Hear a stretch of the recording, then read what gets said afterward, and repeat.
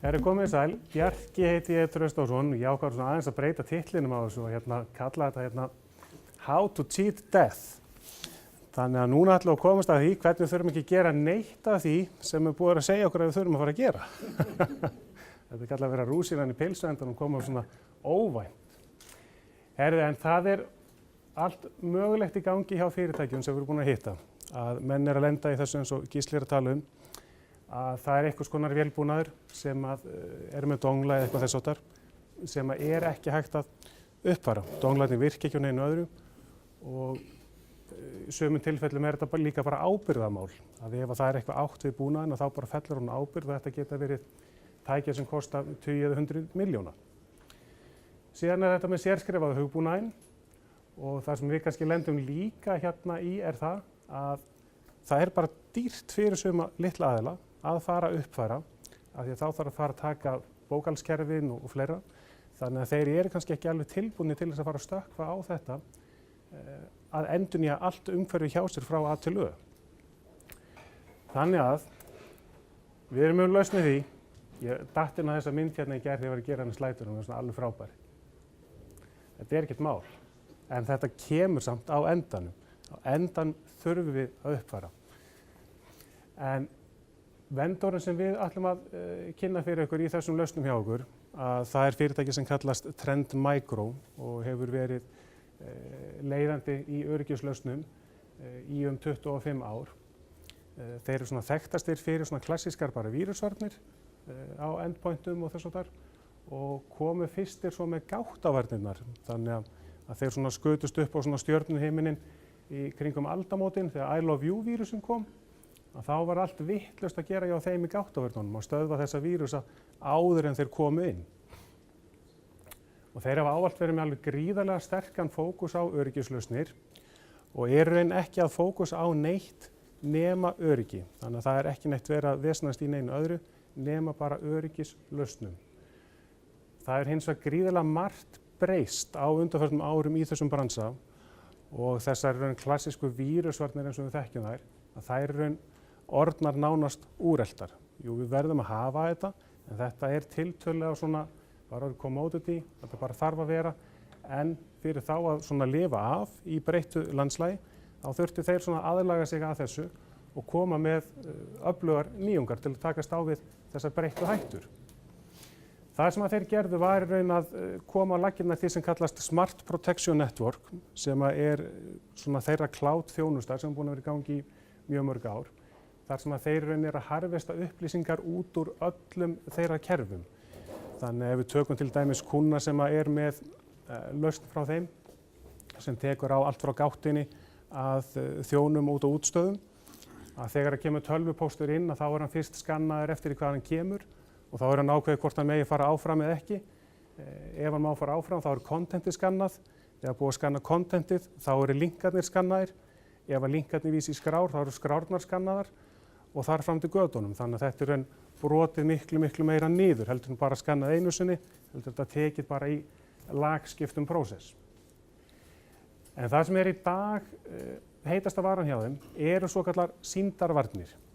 Að þetta eru lausnir sem eru að taka á þessum nýja veruleika hjá okkur, að við erum komin með allt saman inn í virtual umhverfi og þess og þar, en bjóða hins vegar líka upp á það að geta varið sem sagt físiska þjóna.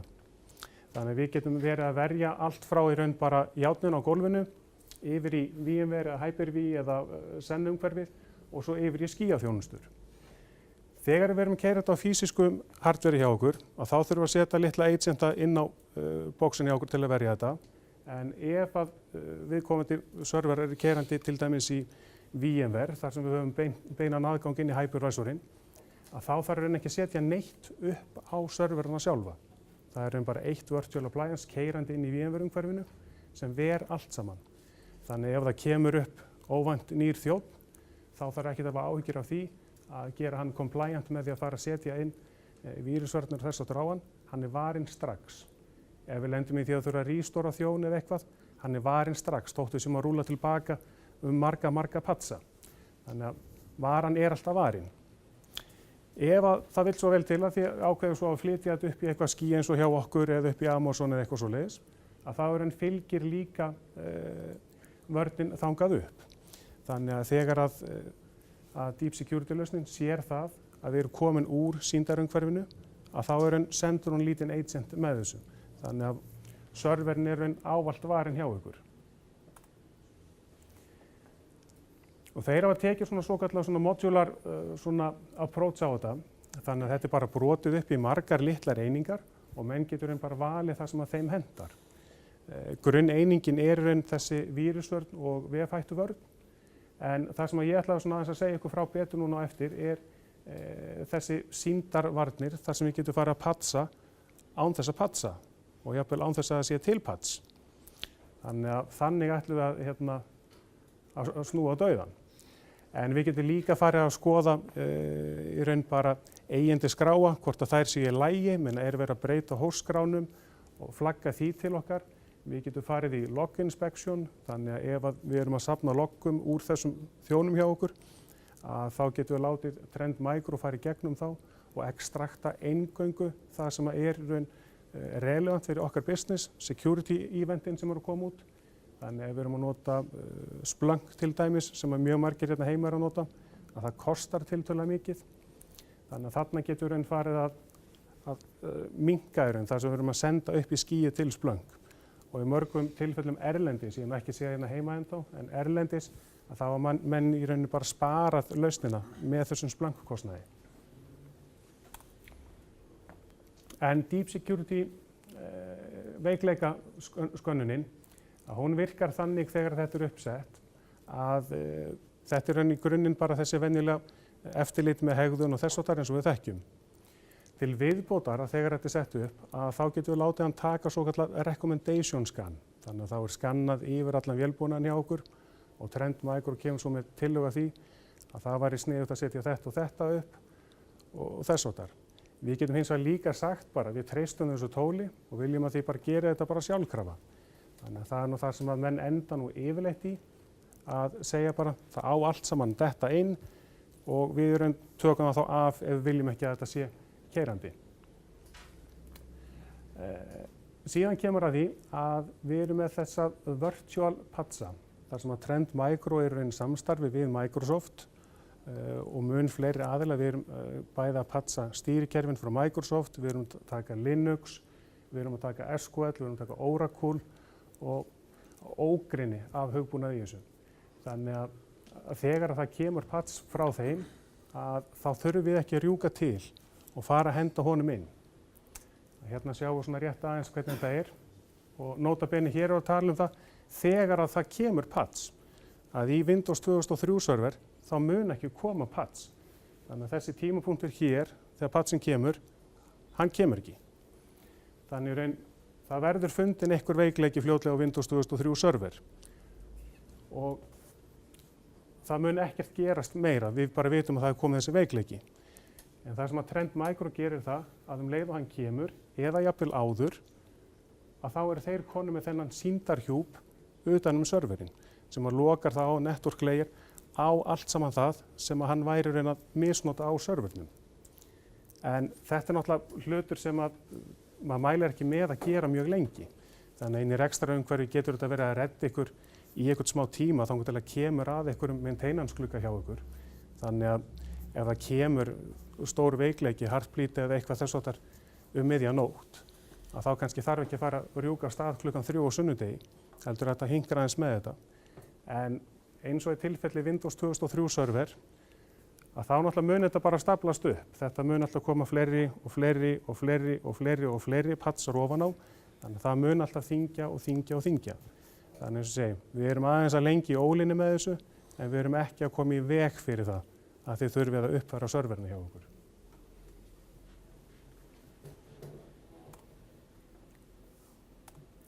Sem dæmi þá hérna einn veikleiki frá Microsoft og að því að Trend Micro líka í samstarfi við Microsoft, þannig að þegar veikleikar finnast að þá fá þeir upplýsingar það frá Microsoft áður en að það annonsað.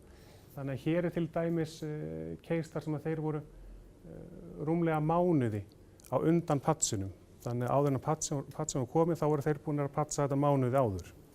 Og það mýgrútur af svona dæmum hjá þeim þar sem að þeir á undan Microsoft. Rétt aðeins eitt svona lítið snapshot úr þessum konsól, að þessu er öllu stýrt frá einum og sama staðnum. Þetta getur svo líka talað við ykkar símkerfi, þannig ef þið eru að nota Elasticsearch eða ykkur þessartar tól, Kibana, að þá er hægt að moka þessu þarna inn og líka upp á þá fyrir auditora og þessartar.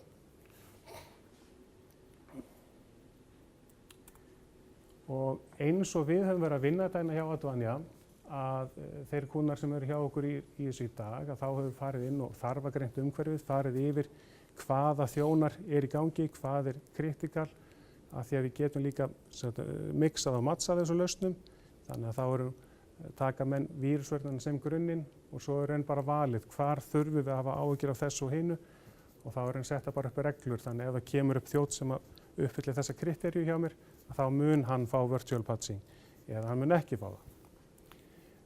Í flóknari umhverfum sem við höfum verið í, þá höfum við farið í gegnum mjög ítarleg svona statement of work, þar sem er útlistað allt ferlið, innleiðingarferlið, hvað það er, hvað þarf að vera til staðar og í raun bara tímalína á þessu.